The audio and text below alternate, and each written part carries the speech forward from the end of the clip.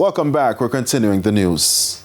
Stop being overly dependent on tourism. A message from the Caribbean Development Bank, CDB, this evening to countries as it outlines growth projections for the region. The CDB also wants ports to operate for 24 hours. Those and other issues were addressed at Wednesday's news conference in Barbados. Andrea Chisholm was there. Geopolitics, changes in U.S. policies, natural disasters, some factors which may negatively impact economic activity in the Caribbean. Still, a positive outlook from Ian Durant, Director of Economics at the Caribbean Development Bank, CDB. Excluding Guyana, the Caribbean Development Bank projects regional growth of 2.5%, with performance varying across borrowing member countries.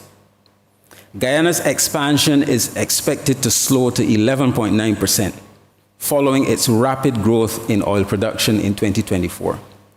Nevertheless, the country's performance will remain a key contributor to the region's economic growth. Hence, including all 19 borrowing member countries, the region is forecasted to grow by 4.6%.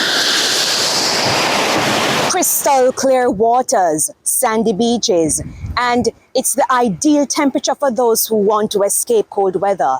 Like many Caribbean countries, here in Barbados, tourism is critical to foreign exchange. And so, this message from the CDB. We must address our overdependence on tourism for foreign exchange earnings. Achieving the necessary diversification requires us to build dynamic, internationally competitive economies. What does that look like? Mr. Durant emphasized the need to modernize road and port infrastructure to improve regional and international trade.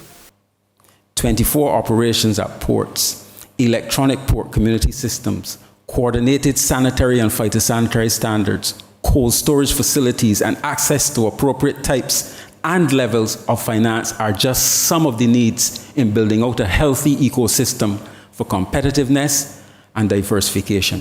Building resilience to climate change and maintaining fiscal discipline are also essential. Fiscal discipline is even more important given that several Caribbean countries, including Guyana, Jamaica, as well as St. Vincent and the Grenadines, are expected to have elections this year.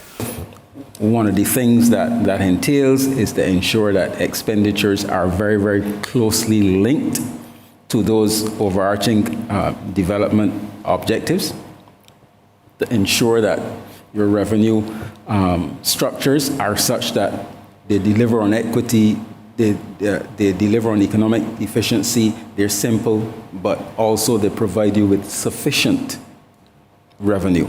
The CDB is expected to publish a Caribbean Economic Review and Outlook in April 2025. Andrea Chisholm, TVJ News.